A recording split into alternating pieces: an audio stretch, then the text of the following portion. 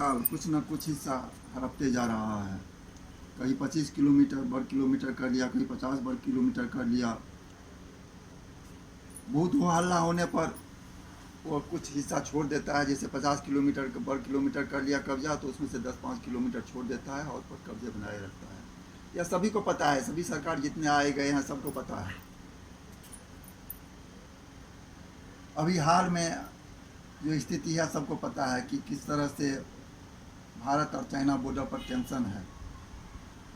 अभी भी उसने गलवान एरिया और कुछ एरिया में कुछ हिस्से कब्जा लिए और उसे खाली नहीं करना चाह रहा। दुखद स्थिति ये है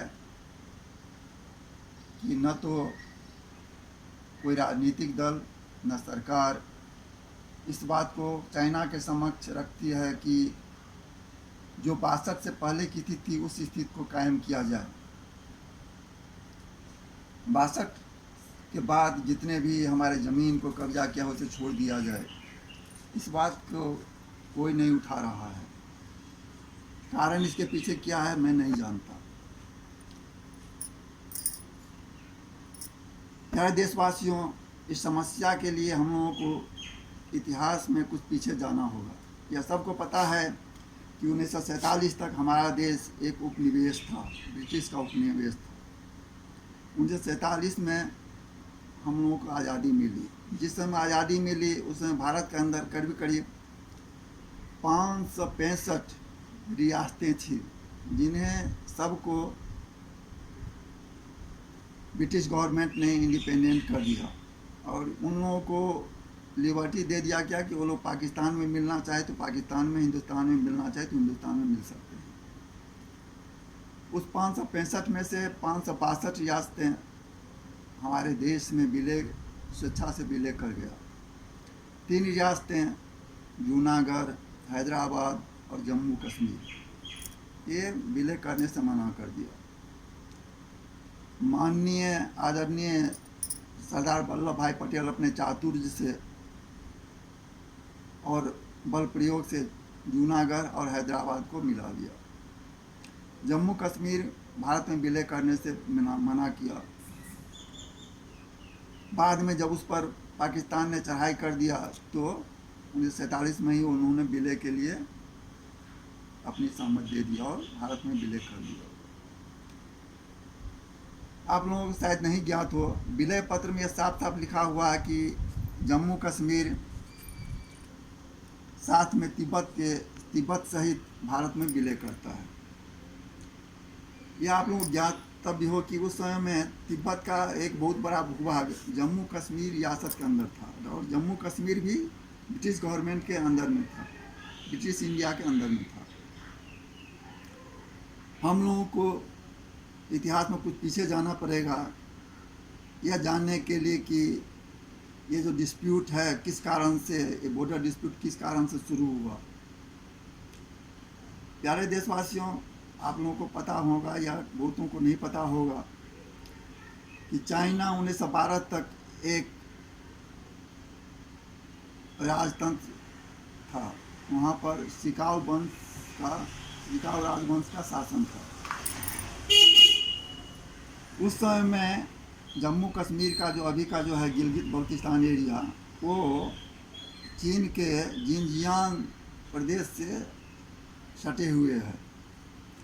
वहाँ पर आए दिन क्षेत्रीय विवाद होता, जम्मू कश्मीर के साथ होता रहता था, चाइना से होता रहता था। और इधर तिब्बत का जो अभी का जो हिस्सा है, बहुत सारे हिस्सा जैसे कि अक्साई चीन जिसे कहते हैं, हालांकि वो अक्साई चीन नहीं है, वो अक्साई एरिया है। चीनी भाषा में इसे, तिब्बती भाषा में इसे अक्साई कहते हैं। अक्साई मतलब होता है सफ़ेद। तो पूरा एरिया जो है तो बर्फ़ से ढका हुआ है, इसलिए सफ़ेद नज़र आता है, इसीलिए अक्साई कहा जाता है। जब चीन ने उसे 62 में जीत लिया तो उसे अक्साई चीन कहा जाने लगा। हम लोग उसे अक्साई हिंद कहें क्योंकि वो हिंदुस्तान का पार्ट रहा है। और 62 तक वो जम्मू कश्मीर, पहले 47 तक जम्मू कश्मीर का था, बाद में वो हिंदुस्तान का पार्ट हो गया, जिसमें अक्साई चीन जिसे कहते हैं अभी कहा जाता है, उसे अक्साई हिंद कहिए। वो उससे आगे है एक जगह जो है, कुछ जगह है, उससे आगे भी कुछ जगह है, जैसे हाजी लंगर, मानसरोवर लेक,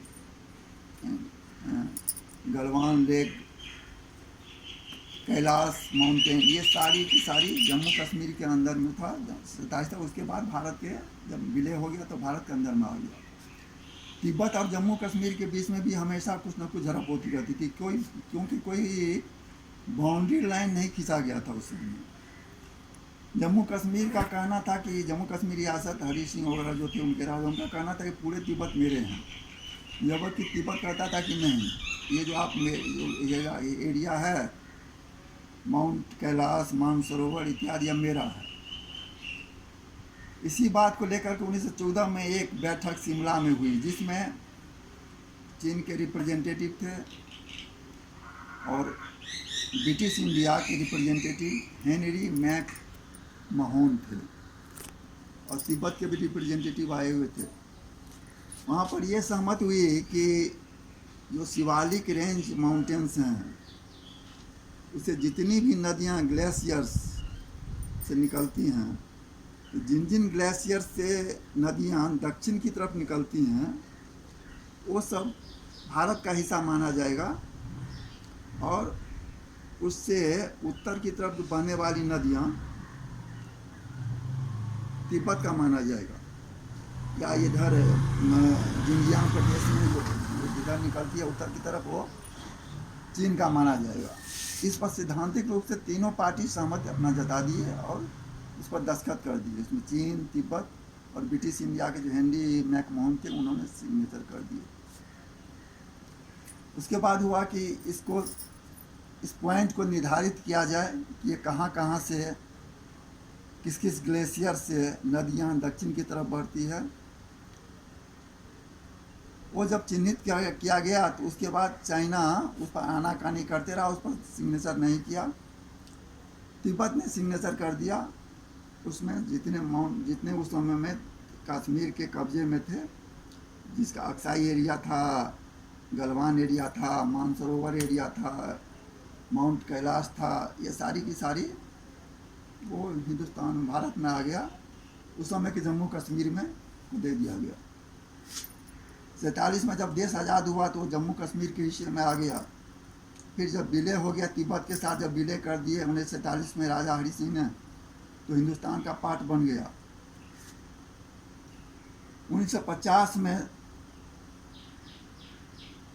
चाइना ने तिब्बत पर चढ़ाई शुरू कर दी कब्जा करने के लिए, यह कहते हुए कि मेरा पार्ट है।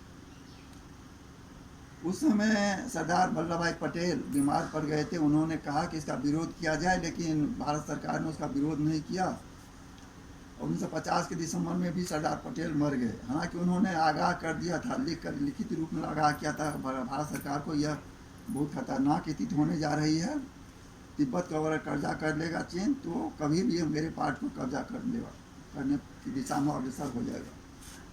फिर भी देश ने, यहाँ के हमारे देश के जो नेता थे, उन्होंने इस पर कोई कुछ भी अपना ध्यान नहीं दिया।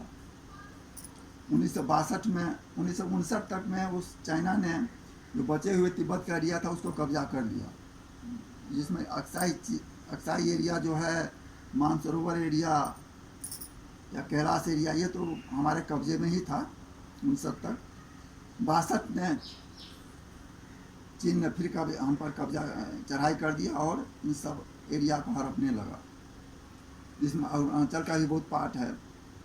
1962 में उन्होंने करीब 78,000 वर्ग किलोमीटर जमीन हमारा हथिया लिया। अभी वर्तमान में स्थिति यह है कि वो उसके बाद तो हमेशा कुछ न कुछ हथियाते रहा। कभी किसी साल में 10 वर्ग किलोमीटर, कभी 50 वर्ग किलोमीटर, ये उसने हमेशा कब्जा करते रहा। अभी जो स्थिति है पूर्ण रूप से विस्फोटक स्थिति है। चाइना उससे आगे का जो हमारा हिस्सा है, पूरा अरुणाचल प्रदेश पर अपना कब्जा जता रहा है, पूरा जो हमारा लद्दाख एरिया उस पर अपना कब्जा जता रहा है, उस पर हड़पने की कोशिश कर रहा है।